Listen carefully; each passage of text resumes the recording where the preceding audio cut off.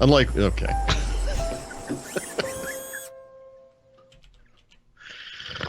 Oh, man. I love working with you. I'm sure you do.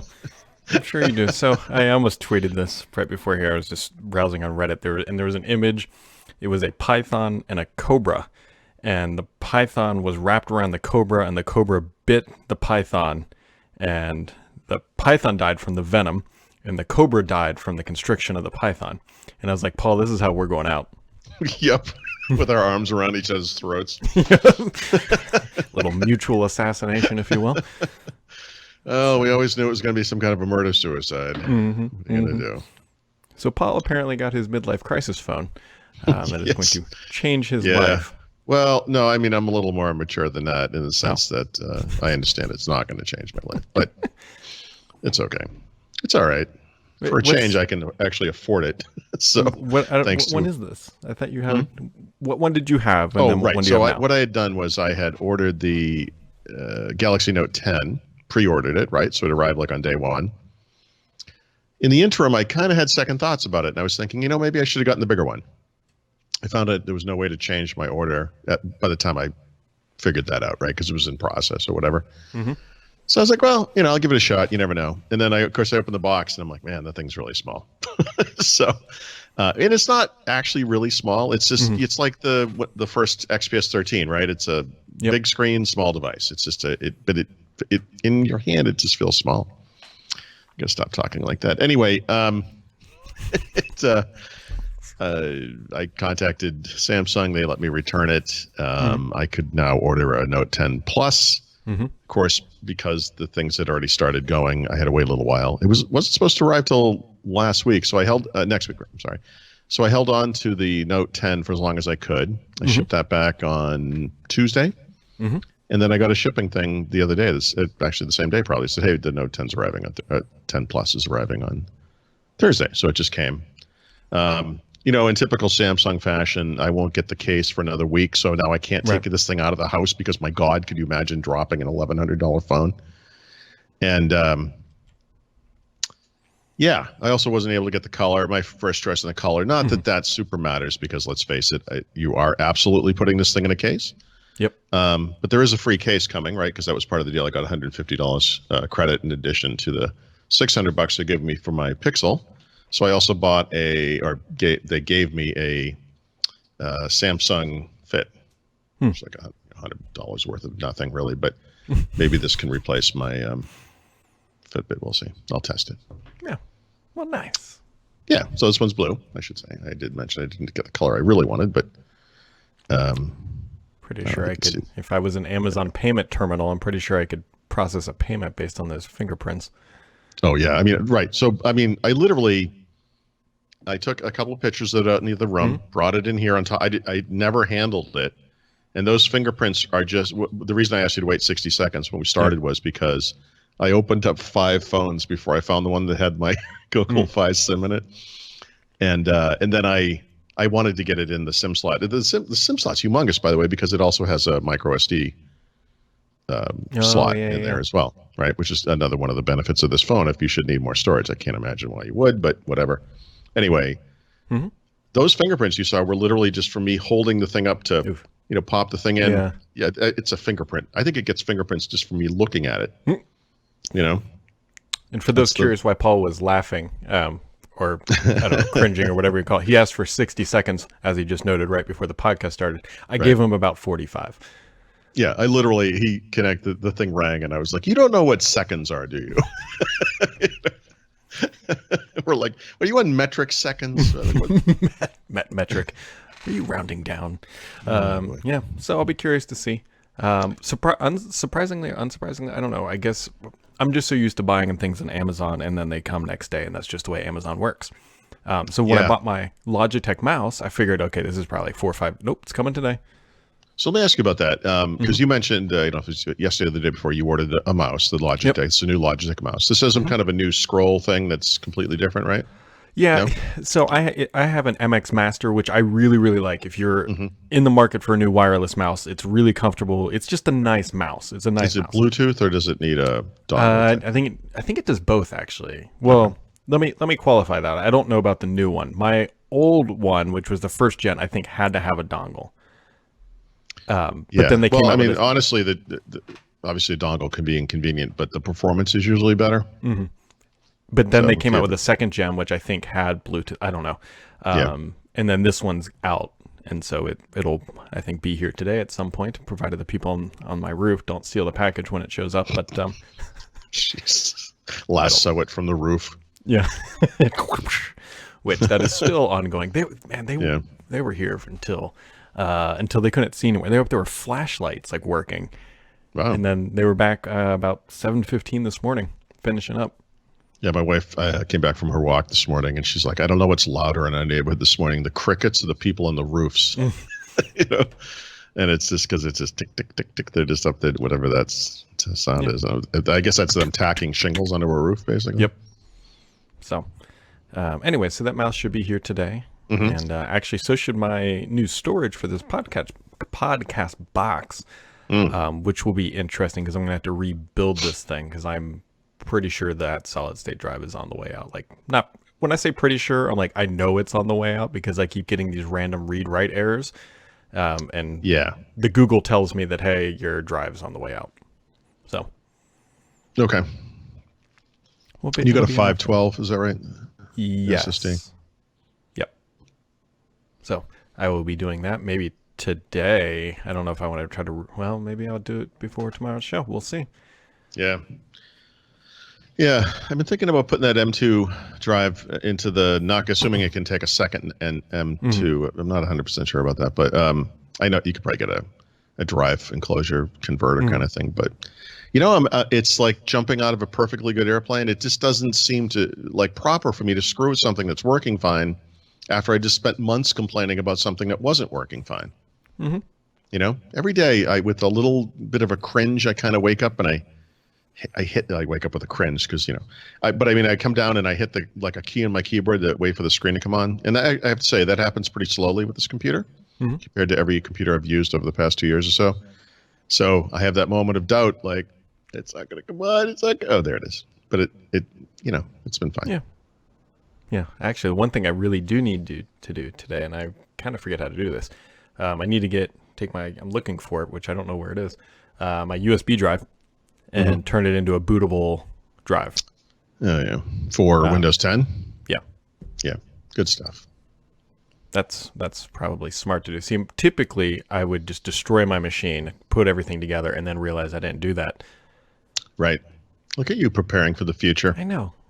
It's you know, it's been a big year of preparing for the future, right? I opened a 529 for my daughter. We've cleaned out the basement. We're putting a new roof. We're going to do a new furnace, maybe dig a moat. So my wife wanted to talk about the finances this week. She's been going through Mint and everything. And it's always really good to do this right after you get back from a home swap because we don't spend any money when we go to Europe.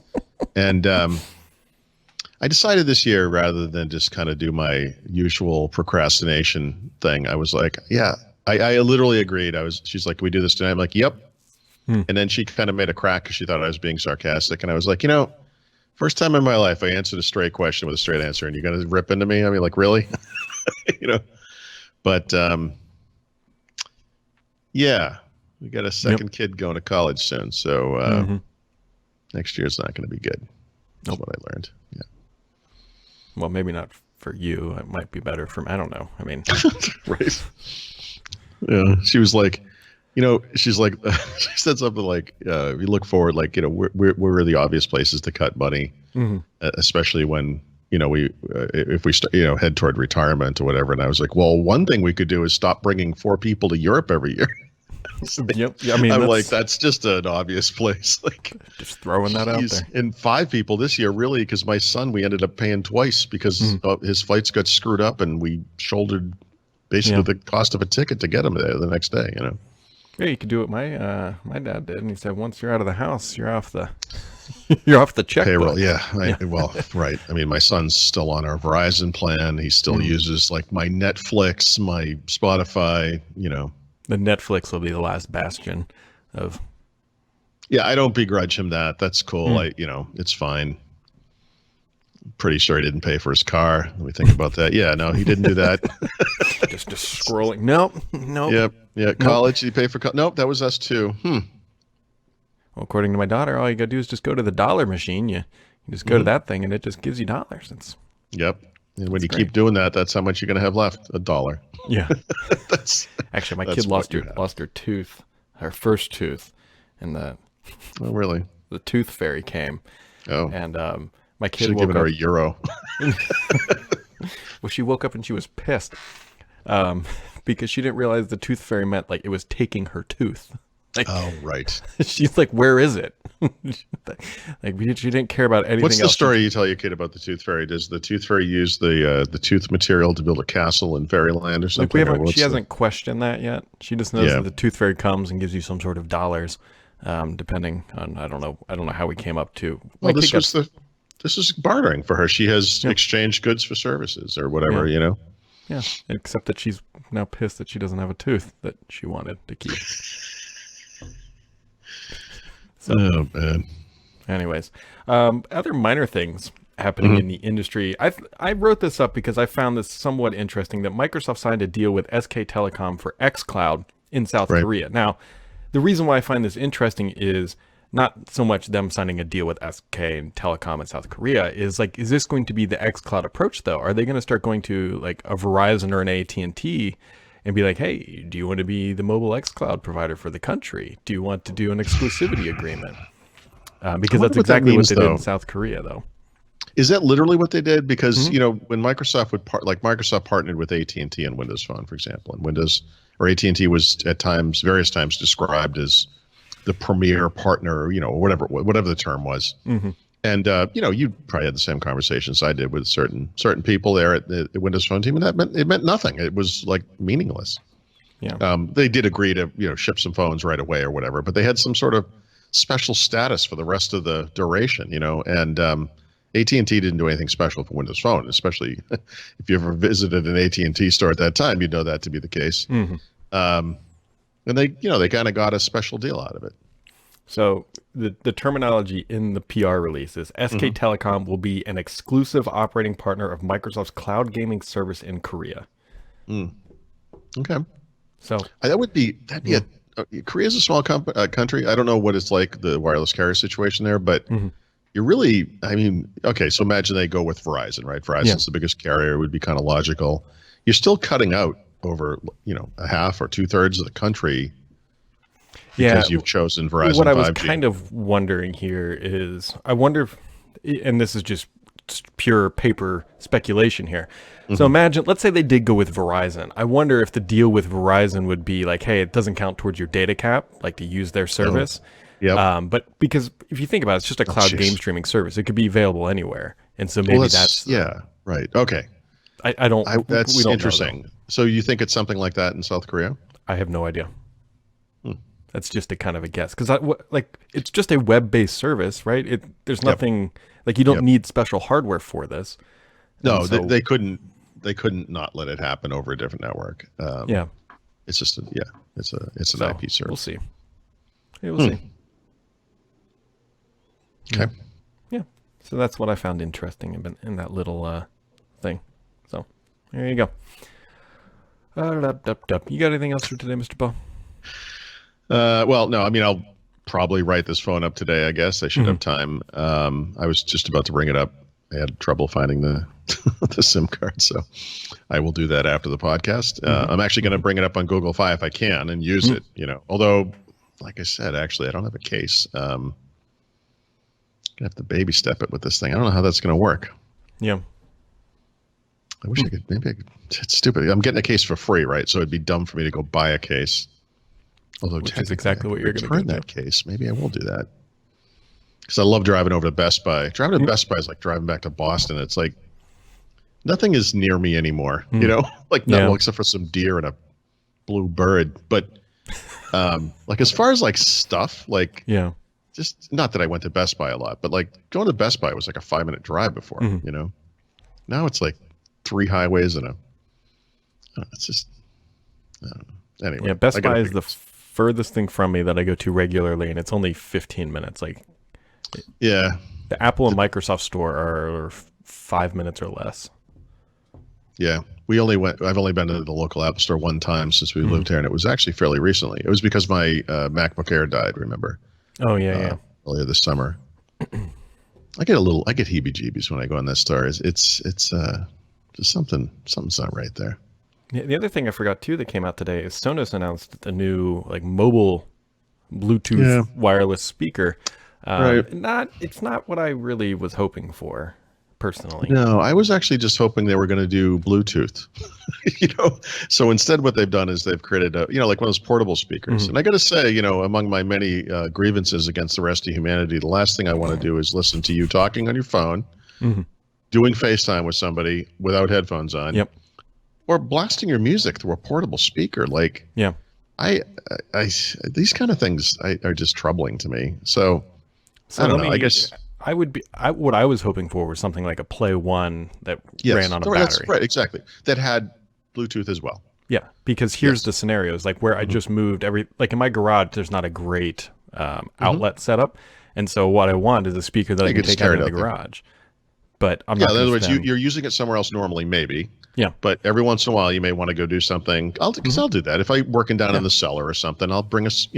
Sometimes I'll just crank it through the phone. It's terrible, but I've done that. I mean, I've absolutely done that with the Bluetooth speaker. Yep. So that's what I was hoping for, but I'm not going to spend $400 to do it. I'm surprised they don't make like a base, like a battery base for the Sonos one. That just plugs into the thing. Yeah.